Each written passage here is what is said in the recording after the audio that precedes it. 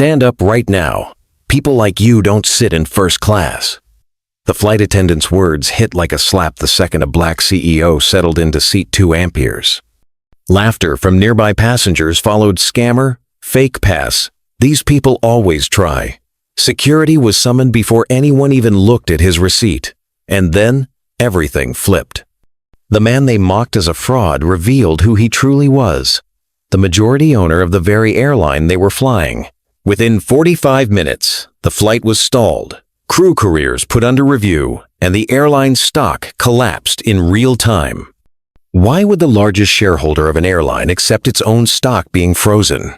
Marcus Mitchell slid into first class like a man trying not to be seen.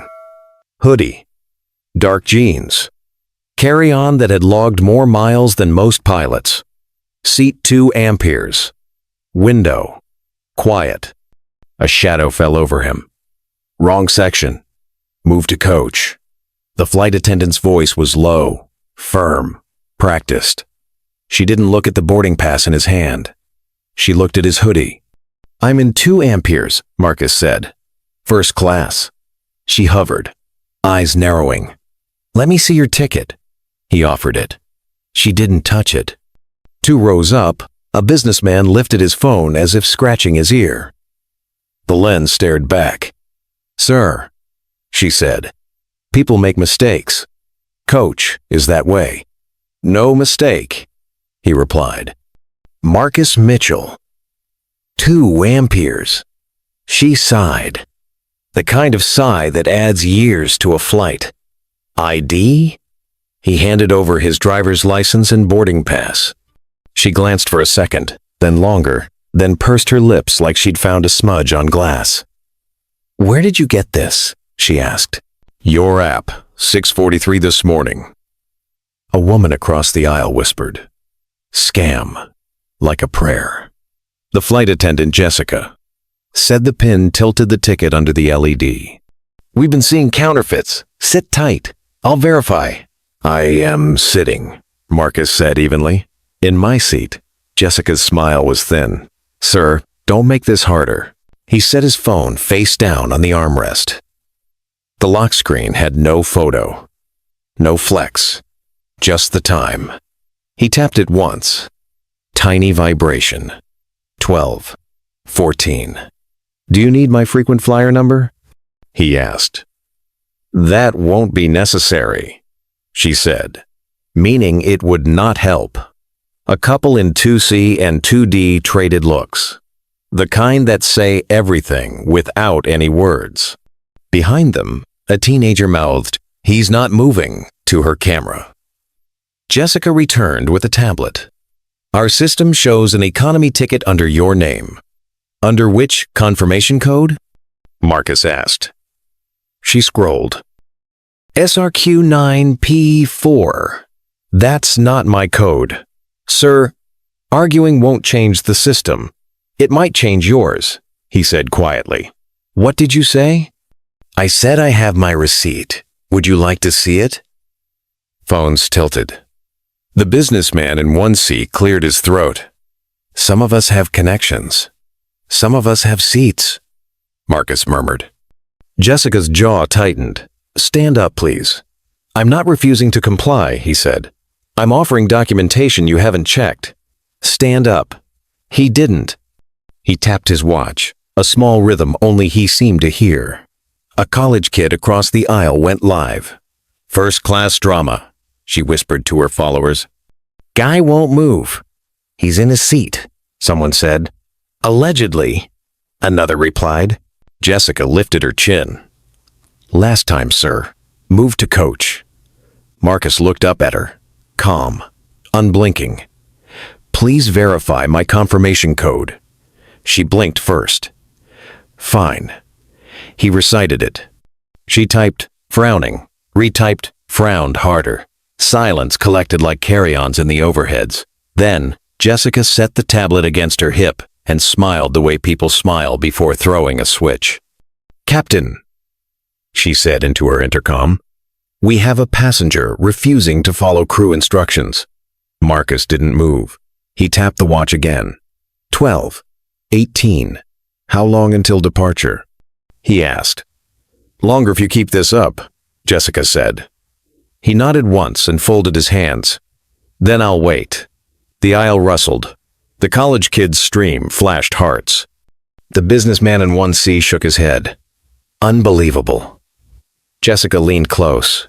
You have two options. Move now, or be removed. Marcus's voice stayed soft. Or you could do your job and check the right code. Her smile froze. She lifted the intercom again. Captain, please come forward. The cabin breathed in. The cameras steadied. The cockpit door clicked, and the captain stepped into first class. Captain Derek Morrison wore authority like a pressed uniform, gold stripes, square shoulders, a voice built for intercoms and emergencies. What's the issue? He asked, eyes skimming the cabin, landing on Jessica, barely touching Marcus. Passenger in a first-class seat with an economy ticket, Jessica said, refusing to move. Documentation? Morrison asked. He showed things, she said, gesturing vaguely. Doesn't add up. Morrison faced Marcus. Sir, I'm Captain Morrison. I need you to move to your assigned seat in economy while we sort this out. My assigned seat is 2 amperes, Marcus said. I'm happy to show you everything. Down the aisle, please, Morrison said. Palms open. A traffic director. Respectfully, Marcus replied. Let's verify first. The businessman in 1C chimed in. Captain, some of us have connections. We're on a schedule. Understood, Morrison said. Sir, Marcus opened his wallet. No flourish. Just a card. Black. Heavy. The kind that doesn't brag because everyone knows it. It sat on the tray like a fact. Jessica laughed. Too loud. Those can be faked. My cousin sells the metal blanks online. Morrison stiffened. Mr. Mitchell. Mr. Mitchell. This is a safety matter. Non-compliance disrupts operations. Compliance requires process, Marcus said. You haven't checked mine. Teenager's live stream rolled. He's calm, she whispered. Too calm. A woman in 3B spoke up. I watched him show his boarding pass. It said 2 amperes. Jessica snapped. Ma'am, please don't interfere. Morrison's radio crackled. Gate advises 3 minutes to close. He glanced at his watch, then at Marcus's. The same motion. Very different pressure. Sir, move to coach, Morrison said, voice cooling. Or, we'll handle this at the gate. Marcus tapped his watch once. In 27 minutes, Captain, you'll want to be sitting down. Is that a threat? Jessica said. It's a schedule. Security, Morrison said into his handset. Please stand by at the jet bridge. A ripple went through first class. The businessman smirked, satisfied. The college kid mouthed. Security! Marcus kept his voice level. Here are the artifacts you haven't actually checked. He placed them like chess. Boarding pass, matching ID, purchase receipt with timestamp, and a loyalty profile that filled a screen. Jessica didn't look. Fake, fake, fake, and copy-paste, she said. Morrison scanned the boarding pass. He paused at the purchase time. 6:43? Yes, Captain, Marcus said. App receipt, email, and wallet entry. Last 4 of the card, Marcus recited them. Morrison compared. The numbers aligned. His jaw worked. Still, we have a system discrepancy.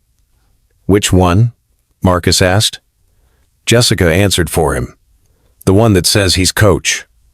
Under what code? Marcus said.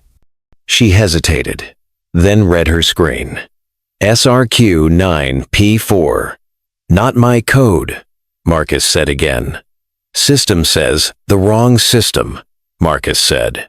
Morrison's gaze flicked to Jessica. Did we scan his mobile boarding pass at the door? I was managing bin space, she said. So no, Marcus said. You assumed an error and made one. The businessman in 1C scoffed. He knows the lingo. Con artist. The teens chat-fed lines. Sue them. He's right. He's lying. Get him off. Morrison straightened. Enough. We will resolve this at the gate. Sir. Captain, Marcus said quietly. Do you want this resolved cleanly or publicly? Are you trying to intimidate me? I'm trying to save your timeline. Security to first class, Morrison said louder. Jessica's relief was audible. Finally, Marcus didn't move. He folded his wallet and set it on the tray. He turned his phone over. The lock screen lit briefly. The college kid squinted at the reflected text. Why does his phone say board chair? She whispered to her stream. Jessica rolled her eyes. Oh, please. Morrison looked at Marcus. Who are you calling? No one, Marcus said. Not yet. Then stand up, Morrison said. Marcus tapped his watch. 12:26. He looked at the captain evenly. 5 more minutes. Until what? Morrison asked. Marcus held his gaze. Until you get the call. The jet bridge door hissed. 2 security officers stepped into the aisle. Officer Mike Santos had the walk of someone who'd seen everything. Officer Lisa Chen carried the calm of someone who believed none of it. They filled the narrow aisle with authority, palms out, badges forward. What's the situation? Santos asked. Passenger in wrong seat, refusing to comply, Jessica said quickly. Possible fraud, disrupting operations. Morrison nodded. We're minutes from losing our slot. Santos turned to Marcus. Sir, I'm Officer Santos. May I see your boarding pass and ID? Of course, Marcus said, offering both. And the purchase receipt. Santos studied them longer than anyone else had bothered to. This looks consistent. Chen compared the name to the ID, then to the boarding pass, then to the seat placard above Marcus's head. 2 amperes. Jessica's laugh had sharp edges. He bought an economy ticket and printed a fake pass. It happens. Santos didn't look at her. Did you scan his boarding pass? Jessica's mouth opened, then closed. He slid past while I was scanned, Marcus said. Gate agent. He nodded toward the door. Ask them. Chen keyed her radio. Gate, did you scan passenger Marcus Mitchell for first class 2 amperes? Static. Then, stand by. Morrison exhaled slowly. The cabin, sensing a turn, leaned in. The businessman in 1C spoke up again. Officer, people fake these things all the time. We're all being held hostage by one guy's sob story. A woman in 3B shot back. He showed receipts. You didn't.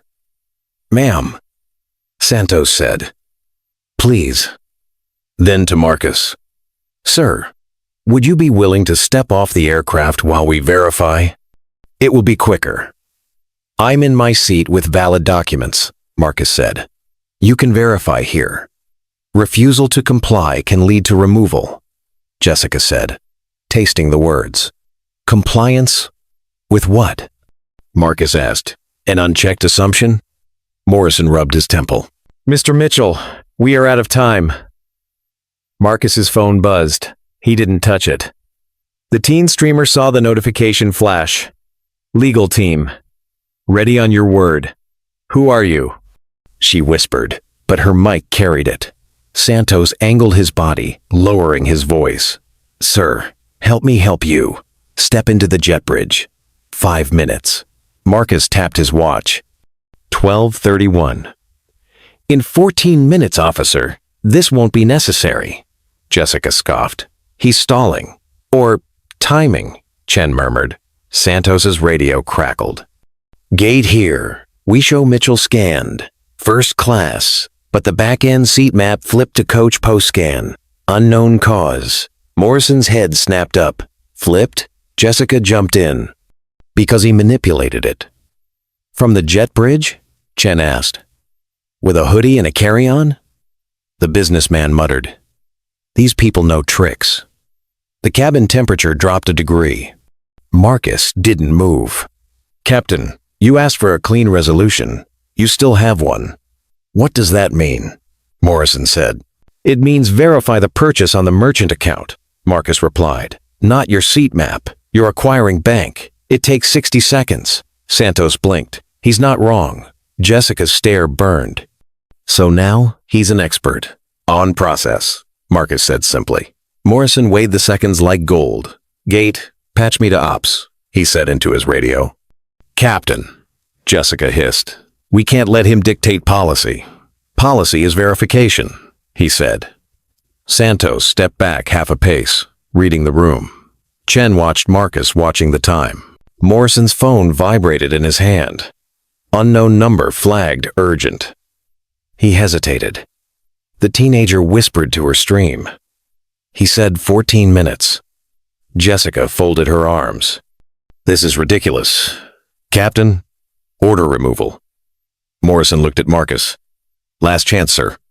Step into the jet bridge. We'll sort it there. Marcus's voice was almost gentle. If I stand, you will escalate. If I stay, you can confirm. Your choice is about the audience, not the truth. What audience? Morrison snapped. Marcus nodded at the phone's dozen eyes of glass. The one you can't see from the cockpit. Santos's radio popped again. Gate to cabin ops requests, hold on removal. Repeat, hold on removal. They're seeing activity. Jessica flushed. What activity? Captain, the radio continued. Ops will call you directly. Morrison stared at the vibrating phone in his hand. The captain answered, and every camera in first class caught the moment his face changed. The line between authority and panic is thin. Captain Morrison felt it thinning as he pressed the phone to his ear. Captain, this is Southwest Operations. Social media metrics are spiking. Hashtag discrimination trending. 42,000 live viewers right now. Morrison swallowed. We're handling a seating dispute.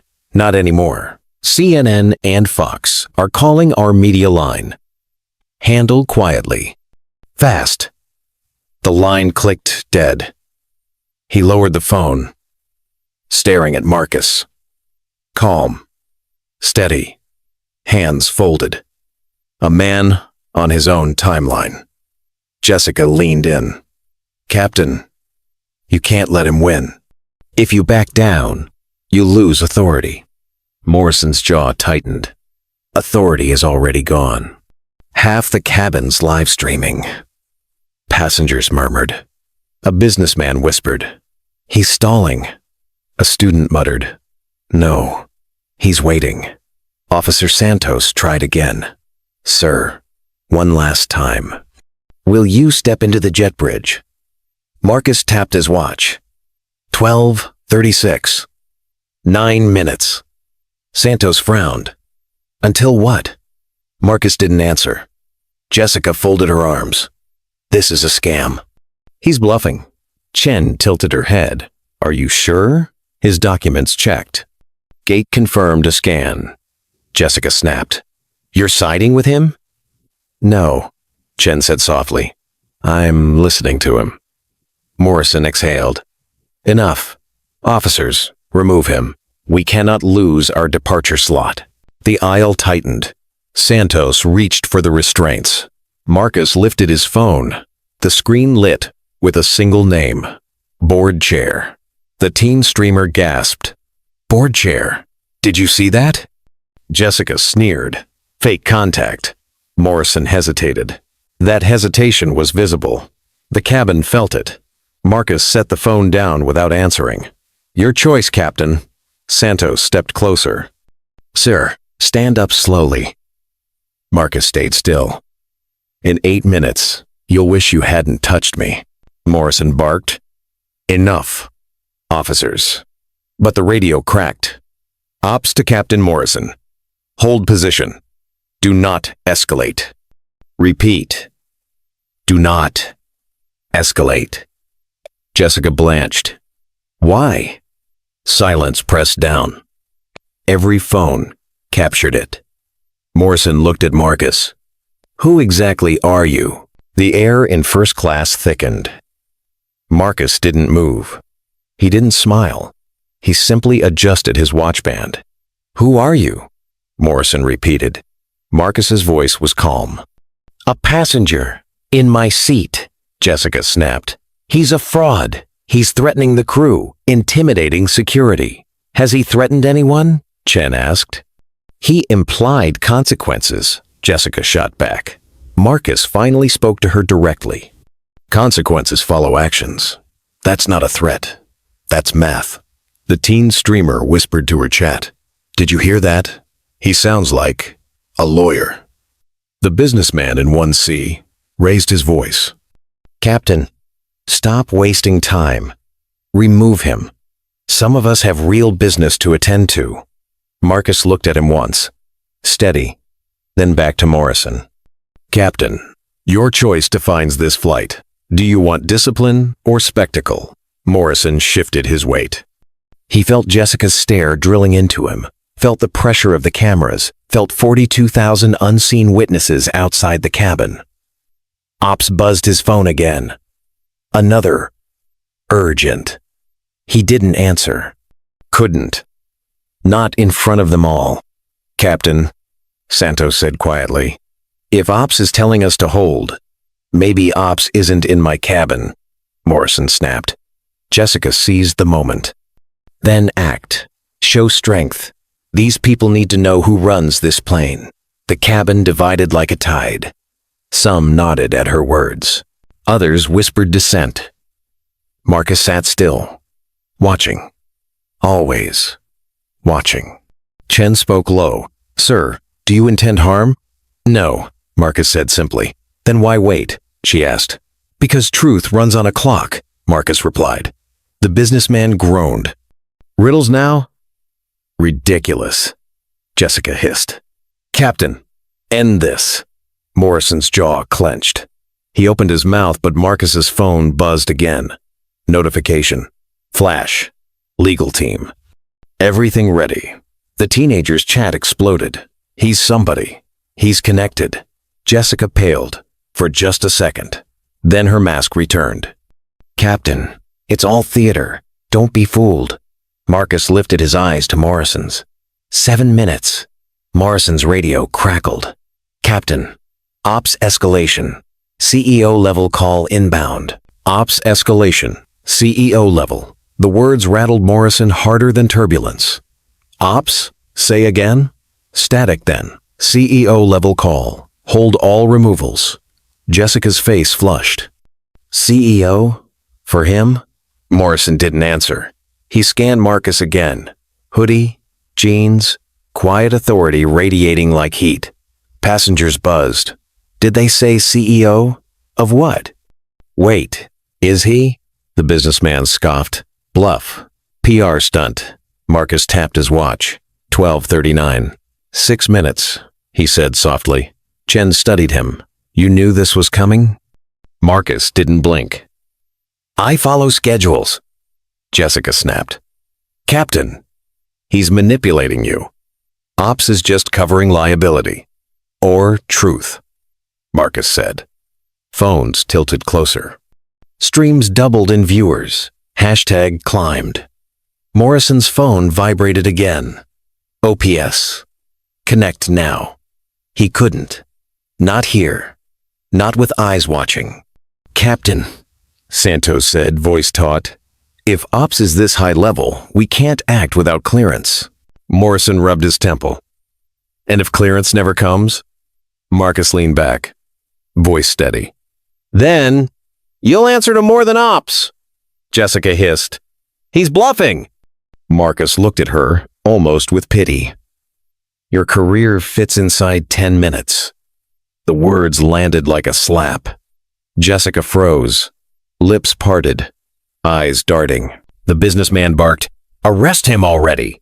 Jen raised her voice. He's calm. He's compliant. He's in his assigned seat. What law is he breaking? Jessica shot her a glare sharp enough to cut. Loyalty matters, Chen. Truth matters more. Chen said. The cabin vibrated with tension. Marcus's phone buzzed one more time. Notification. Board chair. Calling. The teenager whispered, "Oh my God." He wasn't lying. Morrison felt the ground shift beneath his shoes. The choice wasn't between order and chaos anymore. It was between exposure and survival. He exhaled, long and slow. "Mr. Mitchell." Marcus looked at him. Morrison's voice broke slightly. "Who exactly are you?" Marcus checked his watch. "In 5 minutes, Captain, you'll know." Morrison's phone lit up, incoming call, board chair. News spreads faster than authority. By the time Morrison's screen flashed board chair, the cabin had become a studio. Wide eyes, tilted phones. A dozen angles feeding a single appetite. "Did he say board chair?" a woman asked, barely whispering. "Fake," the businessman in 1C muttered, but his voice lacked conviction now. Jessica pulled her shoulders back, finding a new mask. "Captain, I can't service the cabin while he's here. Other passengers feel unsafe." "I'm not a threat," Marcus said, calm as ever. "I'm a passenger with a valid ticket." "Your tone is threatening," Jessica said. "My tone is measured," he replied. Santos adjusted his stance. "Sir, regardless of tone," the captain requested. "The captain requested clarity," Marcus said, "and Ops requested a hold." Chen looked between them. "Captain, what do you need to feel comfortable following Ops?" Morrison swallowed. "Confirmation that this won't explode." "It already exploded," the teen streamer said, then clapped a hand over her mouth. "Sorry." Jessica zeroed in on her. "Phones down during crew instruction." The girl lowered it halfway. "It's not instruction, it's arguing." A flight attendant from economy peeked in. "We're getting questions from the back. People want to know what's going on." And closed the curtain. The attendant glanced at Marcus, then at Morrison, then slid the curtain almost shut. Not closed, not open. A hinge for gossip. A soft chime. Gate called through the interphone. "Captain, Ops wants everyone frozen until they brief you. Ramp is asking about push." Morrison's throat tightened. "Hold push." A chorus of groans rippled. "My connection." "You've got to be kidding. It's 1 seat." Marcus didn't flinch. He watched the time. 12:41. A woman in 3B spoke again. "Captain, I know this isn't easy, but he showed everything. I saw it. Twice." The businessman scoffed. "You saw a show." She held his gaze. "I saw a person." Jessica's smile sharpened. "Ma'am, please don't escalate." "I'm not," the woman said evenly. "I'm observing." Santos leaned toward Morrison. "We could escort him to the jet bridge, no cuffs, verify with Ops, and you'll make a scene at the door," Marcus said. "Every camera will have an unobstructed shot. Is that what you want?" Jessica said. "It's what you're creating," Marcus replied. The teen's chat went feral. He's playing chess. They're on check. Ops versus cabin. Board chair. Morrison rubbed his temple again, harder. "Mr. Mitchell, if you're someone I need to know about, say it now, and we can avoid it in 4 minutes," Marcus said. "From whom?" Morrison asked. Marcus didn't answer. He didn't have to. The phone on Morrison's palm vibrated like a trapped bird. Jessica whispered, "Captain, if you wait, you lose face. If I move wrong, I lose more than face," he said. "Like what?" she demanded. "Altitude," Marcus said softly. Jessica stared at him. "You did not just—" "Not a threat," Marcus said. "A reality. Leadership without judgment is turbulence."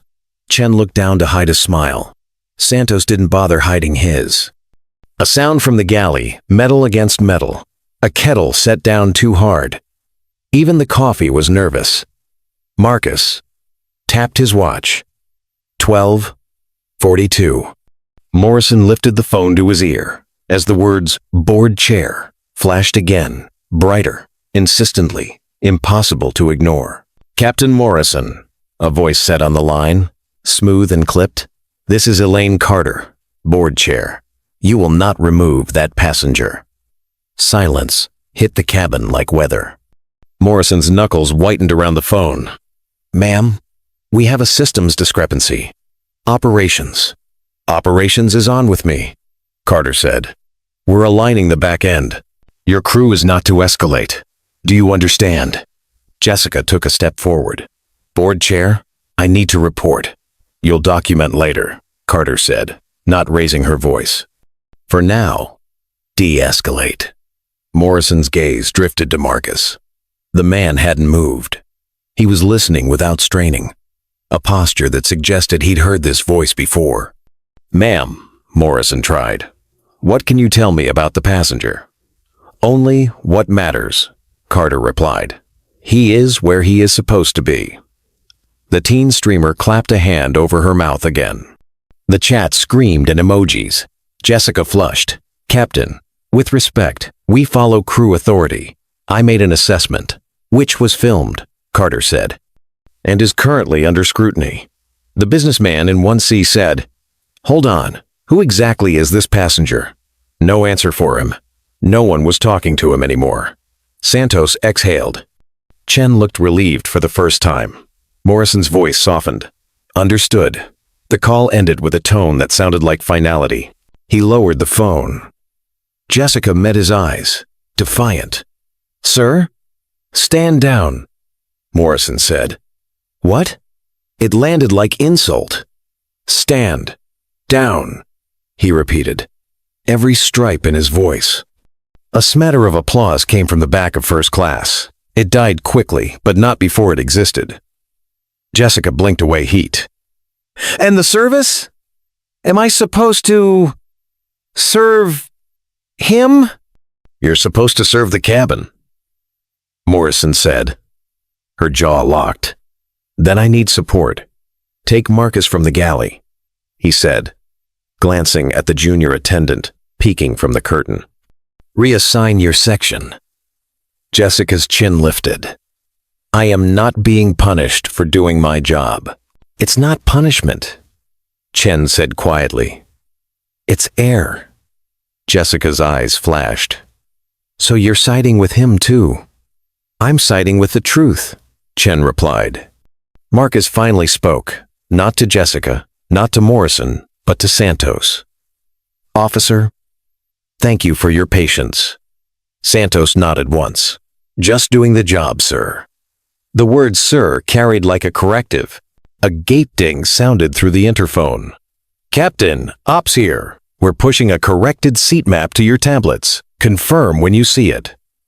Morrison checked. The tablet was refreshed. 2 amperes. Mitchell, Marcus. Coach seat reassigned to an open row. A green tick appeared by the purchase record. Verified. He faced the cabin. "Mr. Mitchell is correctly seated. We will resume departure preparations." The cabin exhaled. Not all of it. 1C didn't. "This is ridiculous," the businessman said. "I'll be writing, 'You should,'" Marcus said. "Write what you saw."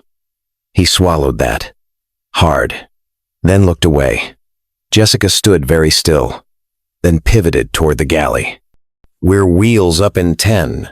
She told no one and everyone, voice brittle. "I'll prepare the cabin." She took 2 steps, stopped, turned back. "Captain, I request permission to file an incident report." "Granted," Morrison said. She nodded, satisfied with the ritual, and vanished behind the curtain. Morrison addressed Marcus, voice lower. "I apologize for the delay." "I appreciate the correction," Marcus said. Santos cleared his throat. "Captain, will station at the door until push." "Thank you," Morrison said. The teen streamer, forgetting to whisper, breathed, "He won." Marcus didn't look at her. He looked at the watch. 12:44. 1 minute. To the thing only he seemed to know. The interphone buzzed again, this time not ops, not gate corporate legal, requesting the captain and the passenger, by name, on a 3-way line. Three-way calls belong to boardrooms, not aluminum tubes. The request ricocheted through the cabin like a rumor with a badge. "Patch it," Morrison said, throat dry. He nodded to Chen. "Close the curtain. Full." The curtain sighed shut, leaving first class alone with its choices. Chen handed the interphone to Marcus. "Speaker?" she asked. "Private will do," he said, and lifted it without standing. "Marcus, Mr. Mitchell," a new voice said. "Warm steel. Avery Patel, corporate legal. We're aligned with Miss Carter. We'll be addressing a system anomaly and crew conduct. Are you safe to remain seated?" "Yes," Marcus said. He looked at Morrison. "Captain?" Morrison nodded, as if to an equal. "You're safe." "Good," Patel said.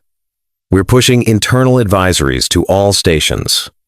Captain, thank you for the hold. We'll need incident statements from crew post-landing." Jessica reappeared at the edge of the curtain, as if summoned by the word statements. She froze when she saw the interphone in Marcus's hand. "Legal is on," Chen said gently. Jessica's mouth tightened. "Of course they are." A quiet settled, the kind that happens when people realize the story they're in is bigger than they thought. "Captain," Patel continued, "for purposes of liability and passenger assurance, we recommend a brief announcement. Seating discrepancy resolved, departure imminent. Thank you for patience. No details." "Understood," Morrison said. Patel paused. "Mr. Mitchell, do you need anything?" Marcus glanced at the galley. "A glass of water for the officer at the door." Santos blinked. "I'm fine." "It's for the record," Marcus said. Chen moved at once. "On it." Jessica, forced to compliance by gravity and hierarchy, took 2 waters. One to Santos, one after a second of indecision to Marcus. She set his down harder than necessary. The plastic lid didn't spill. Trained hands. Patel's voice softened. "Mr. Mitchell, thank you for keeping calm." "I had help," Marcus said. "Including your watch?" Patel asked, a hint of humor. He almost smiled. "Including the watch." Morrison's tablet chimed again. "Internal memo. System investigation priority. Another. Media protocol do not engage." He swallowed. The plane felt suddenly very small and very watched. "Captain," Patel said, "depart as soon as you can. We'll handle ground fallout. Expect comms on taxi." "Copy," Morrison said. The line ended. For a moment no one spoke, as if noise could undo the last 5 minutes. Then Morrison reached for the intercom. His voice returned to its broadcast setting. "Ladies and gentlemen, thank you for your patience. A seating discrepancy has been resolved. We'll be pushing back shortly." Polite applause. Some sincere, some performative, some annoyed. But it was applause. The businessman in 1C didn't clap. He leaned toward Marcus instead. "You think this is over?" "It's beginning," Marcus said. "What is?" the man asked. "Accountability. That's rich, coming from a guy who, Sir," Santos warned. The man sat back, muttering. Chen made the cabin check with efficient hands, eyes steady but softer than before. When she reached 2 amperes, she paused. "If you need anything." "Thank you," Marcus said. "Later." She nodded, moved on. Jessica did her check too. When she reached Marcus, she avoided his eyes. "Tray tables for takeoff," she said. "They are," he replied. She swallowed. "Fine." The teen streamer kept her phone low now, pointing at her sneakers, voice hushed. He didn't gloat. "That's not what I expected." Her chat flooded. "Who is he? Is he the CEO? Is this staged?" "Don't get fooled. Believe what you saw." Morrison slipped the interphone back into its cradle and sat for the first time in 20 minutes. The cockpit beckoned like a sanctuary he wasn't sure he deserved. Marcus tapped his watch, 12:45. He exhaled for the first time since 12:14. Santos raised his cup of water like a toast. To uneventful flights. Those don't trend, Chen said, smiling. Good, Marcus said. I'm not here to trend. As the tug attached for pushback, a new notification pulsed on Marcus's screen. Board meeting moved. Conference room, a 13, his name listed as chair. The engines rumbled, a low growl threading through the cabin. Normal sound, abnormal silence. First class sat in the aftershock of something bigger than turbulence. Jessica pushed her cart with mechanical precision, her hands steady only because they had to be. She stopped at 2 amperes, lips pressed. Beverage service once were in the air. Marcus nodded once. Of course. Her eyes flicked to the phone still resting on his tray. The screen dark, but she looked at it like it was watching her. She moved on without another word. The businessman in 1C couldn't help himself. If you're really someone important, why hide behind a hoodie? Marcus looked out the window. To see who notices the man, not the name. The man scoffed. That's theater. Everything is theater, Marcus replied, including this seat. Phones angled again. Passengers wanted more. They wanted a twist. They wanted spectacle. Chen leaned toward Santos at the door. This doesn't feel like over. It isn't, Santos said. Ops doesn't spin up legal and board for a seating mistake. There's more we don't know. Morrison emerged from the cockpit, just long enough to sweep the cabin with his eyes. He paused at Marcus, then at Jessica. No words, just a look heavy, with unfinished business. He returned to the safety of the locked door. The curtain rattled. Economy passengers whispering, peeking. Rumors seeped like pressurized air. He's a plant. He's a criminal. He's the CEO. He's no one. The teen streamer whispered into her mic. I don't think he's bluffing, he said, accountability. He acts like it's his airline. Her chat exploded again. Prove it. Ask him. Don't be scared. She didn't. Not yet. Marcus checked his watch. 12:51. He took out a slim black leather holder, opened it just enough to slide a single card free. He didn't flash it. He placed it face down on the tray, fingers resting gently on top. Jessica froze mid-step when she saw it. What's that? Marcus didn't answer. The businessman leaned forward. Show us. Marcus tapped the card once. In due time. The businessman bristled. You think you're clever. Marcus didn't look at him. I think patience is rare. Jessica's throat tightened. She pushed her card into the galley, muttering. Phones tilted closer. The mystery card glowed larger in imagination than in truth. The engine surged. The plane rolled. Pushback began. Morrison's voice cut in, calm but taut. Cabin crew, prepare for takeoff. Jessica's voice followed, clipped. Cabin secure. But no one in first class felt secure. Not yet. Marcus lifted his fingers from the card. One word, embossed in gold, caught the light before he covered it again. Director.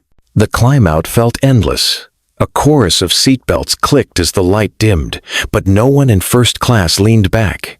They leaned forward, into the story. Marcus closed his eyes briefly. A controlled inhale, exhale, like a man centering himself before a speech. Jessica hovered in the galley, whispering to the junior attendant. We should have dragged him off. Now the whole plane thinks he runs the place. He might, the junior whispered. Jessica's jaw flexed. Don't be naive. In 3B, the woman who had spoken up earlier leaned toward Marcus. You really don't have to stay silent. If you told us who you are, he opened his eyes. And change what you've already seen? She blinked. What do you mean? You saw assumption. You saw dismissal. You saw prejudice wrapped in procedure. If I tell you my name, does that vanish? Her throat worked. She sat back slowly. Phones captured every word. The businessman shook his head. This is a performance. He wants sympathy points. Do I? Marcus asked. The man faltered, then snapped, yes. From you? Marcus tilted his head slightly. Unlikely. Santos bit back a smile. Chen didn't bother hiding hers.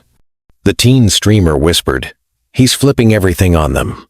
The businessman glared at her. Stop recording. This is private. No, she said softly. It's not. Jessica appeared again, her smile ablaze. Sir, once we land, I'll need your full details for the report.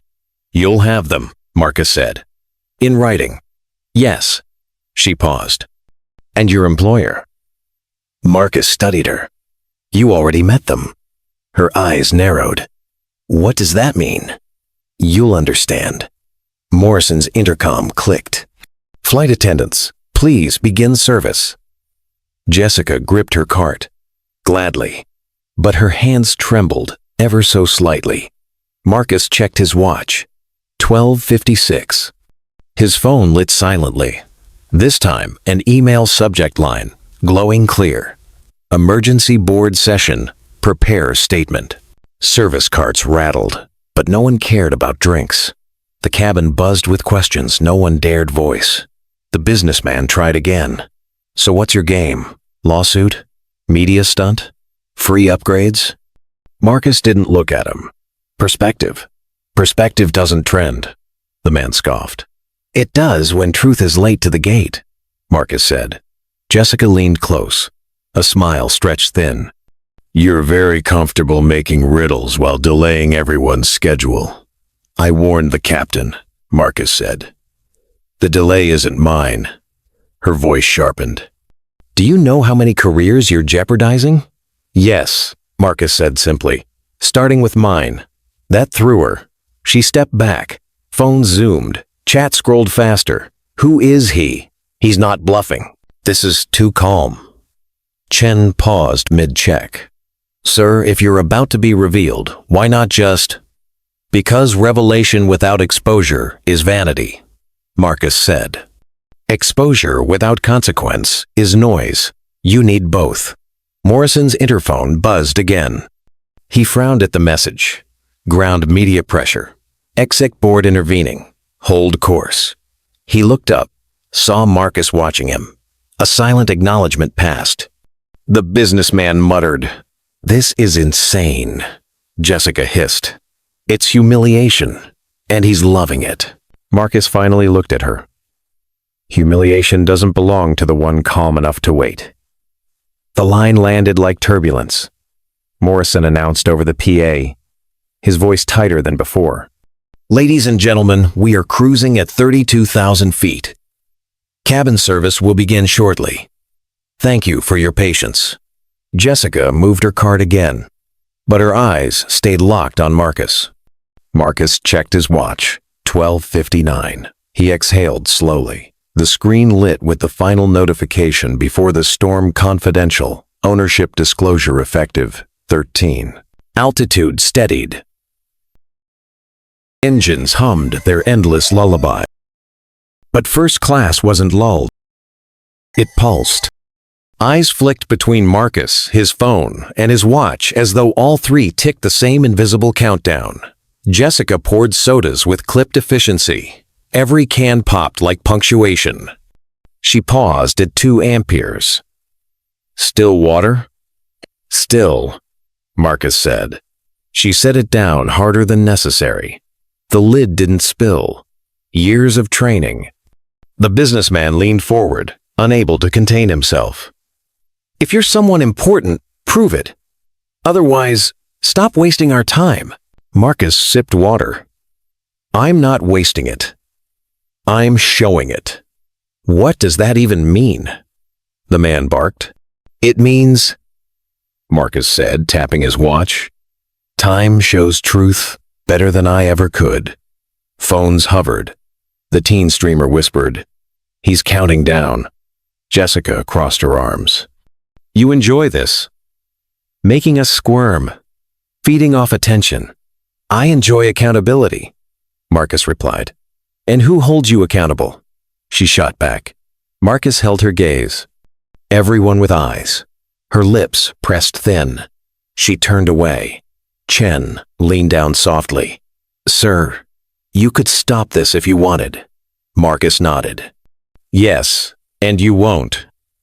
"No," Marcus said, "because the truth isn't mine alone." Morrison's voice came from the cockpit intercom, low and careful. "Ladies and gentlemen, we are expecting turbulence ahead. Please remain seated." But there was no turbulence, just the pretense of control. The businessman groaned, pulling his jacket tighter. "This is absurd. One passenger and an entire airline bends or breaks," Marcus murmured. Santos shifted near the door, eyes scanning. "Captain's waiting on something," he said under his breath. Chen nodded, and so was he. She looked at Marcus. He tapped his watch. 12:59. Every phone in the cabin lit at once as notifications streamed in. News alerts, social shares, major airline in crisis, CEO scandal unfolding live. Passengers gasped. The businessman squinted at his screen. "No, this can't." Jessica's tablet buzzed. She lifted it, read, paled. This isn't possible." Marcus lifted his phone, set it down face up. The lock screen glowed. 12:59, 1 minute to the hour. Beneath the time, one line. "Emergency board session, your attendance required." The teen streamer whispered, "Oh my God, he's not bluffing." The cabin air felt denser, like pressure before a storm. Marcus spoke for the first time in a tone colder, sharper. "At 1300 hours, everything changes." The cabin froze. Phones tilted. Time crawled toward 13 like it had weight. Jessica clutched her tablet. "Captain," she whispered into her intercom. I think ops just." Morrison's voice cut in, strained. "Cabin crew, remain seated." 13. Marcus's phone buzzed once, twice, then steadied. He tapped the screen. A conference window filled the display. Faces appeared. Corporate directors, legal counsel, and in the center, Elaine Carter, board chair. Her voice was crisp, clear, amplified by every mic in the room. "Ladies and gentlemen of Flight 782, thank you for your patience. You are witnessing a procedural correction." Jessica staggered. What is this?" "This is your passenger, Marcus Mitchell, Chief Executive Officer, majority owner of this airline." The words detonated. Phones shook. Mouths dropped. The teen streamer shrieked, "He owns it!" to her feed. The businessman's jaw unhinged. No, this is staged. It's..." Marcus turned calm as ever. "You wanted proof." He slid the black card across his tray. "Face up now." Embossed in gold, Director. Beneath it, the crest of the airline itself. Jessica's hand flew to her mouth. No, Elaine's voice filled the cabin again. Mr. Mitchell was denied his seat by a crew member who disregarded documentation and process. This incident is under review. Live. Recorded. Permanent. Passengers erupted. Some gasped. Some cheered. Some sat stunned. Morrison's cockpit door cracked open. He stepped out. Pale. "Sir?" His voice caught. He cleared it. "Mr. Mitchell, my apologies." "Accepted," Marcus said simply. "But not forgotten." Jessica tried to steady her voice. I followed procedure." "No," Marcus said, turning his gaze on her. Calm. Surgical. "You followed assumption." Her eyes welled. "I didn't know." "That was the point," Marcus said.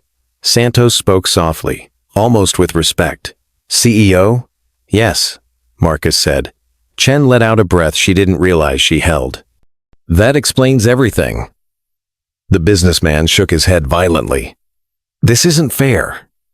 You trapped us. You humiliated us." Marcus met his stare. Did I? Or did you humiliate yourselves when you chose prejudice over patience? The man looked away. Elaine's voice returned. Mr. Mitchell, we will address this after landing. For now, your authority stands. Captain Morrison will proceed under your directive. All eyes turned. Morrison straightened, shoulders rigid. Yes, ma'am, Jessica whispered, trembling. Am I fired? Elaine didn't answer. Marcus did. That's not my decision. That's the board's. And the public's. Her knees almost buckled. The teen streamer muttered into her mic. I've never seen silence louder. Marcus turned his gaze across the cabin. Every phone lens caught his words. This isn't about a seat. It's about sight. What you chose to see, or not see. He let the silence breathe. Passengers shifted uncomfortably, some ashamed, some defensive, some thoughtful. Morrison cleared his throat. Mr. Mitchell, how should we proceed? Fly, Marcus said simply. Do your job. I'll do mine. Jessica stepped back, numb, her hands folding, unfolding. Chen touched her arm lightly, not in comfort, but in acknowledgement of a fall. The businessman buried himself in his tablet, furious typing. A complaint, a defense, a distraction. The teen streamer whispered, 50,000 live now. 50,000. Marcus tapped his watch one last time. 13, 2, right on schedule. Elaine's voice signed off. Safe flight, everyone. We'll be waiting at the gate. The conference ended. The phone went dark, but the cabin stayed lit with the afterglow of revelation. Passengers looked at Marcus like he was both invisible and impossible to ignore. He leaned back finally, sipping his water, a man at peace in his seat. Jessica whispered to herself, almost inaudible. I served the CEO water. Chen replied gently. You served a passenger. That was the job. Jessica's lips trembled. Santos adjusted his stance, addressing Marcus directly. Sir, I believe this is your flight now. Marcus smiled faintly. It always was. As the plane steadied at cruising altitude, Marcus's phone buzzed one last time, an alert flashing across every device in the cabin too. Airline stock halted investigation announced. Cruising altitude should have brought relief. Instead, first class sat in a quiet storm. Every passenger shifted as if gravity had changed. But it wasn't the plane. It was the weight of what they'd witnessed. Jessica lingered in the galley, her back pressed to the metal counter. Her hands trembled as she pretended to sort cups. The junior attendant whispered, Are you okay? She didn't answer. She couldn't. Chen leaned in. You'll need to write your report carefully. Stick to facts. No spin. Jessica's eyes filled. I thought I was enforcing policy. Chen's voice was gentle, but steady. Policy never replaced judgment. Meanwhile, the businessman in one, Tay opened his laptop with a fury that looked like control. He typed an email draft. Subject, gross mismanagement of boarding procedures. But the words stalled. How do you complain about the man who owns the airline? The woman in 3, B, quietly sipped water. Her eyes flicked between Jessica and Marcus. She whispered to herself, I saw it. I know what I saw. The teen streamer angled her phone down, her voice hushed but audible. 55,000 live now. Everyone's replaying the reveal. Stocks frozen. This is history. Santos remained at the door. His presence, less enforcement, more protection now. He studied Marcus with the calm of someone reassessing everything. Marcus finally spoke, his voice level. Captain Morrison. The interphone clicked. Yes, sir? Maintain the course. Announce nothing more. Silence protects dignity. Understood, Morrison replied. Jessica winced. She had no silence left. Marcus glanced at her once, not cruelly, not softly, just enough to remind her she'd written herself into this page. Phones. Captured everything. They always would. Jessica's tablet buzzed again, an internal message stamped red. Crew under investigation. Do not comment. The last hour of the flight felt like years compressed. Conversation dwindled into whispers. Every eye carried the same question. What happens when the plane lands? Marcus sat still, as if the reveal had lifted weight from him, instead of adding it. His phone rested quietly. Screen dark. The teen streamer whispered into her mic. "He's not talking. He doesn't have to. Everyone already knows." Her chat exploded. "He'll fire them all. He'll ground the captain. He'll shut down the airline." Marcus sipped water. None of those predictions bent his calm. Jessica finally broke the silence. She stepped forward, her voice low, cracking. "Mr. Mitchell, I didn't know." He met her eyes. "That's the lesson." Her throat tightened. Will you end my career?" "That's not my decision," Marcus said. "But your actions will decide for you." She stood there, absorbing it, then retreated, smaller than when she'd arrived. Chen exhaled softly. Santos adjusted his stance, a subtle nod of respect in Marcus's direction. The businessman closed his laptop with a snap.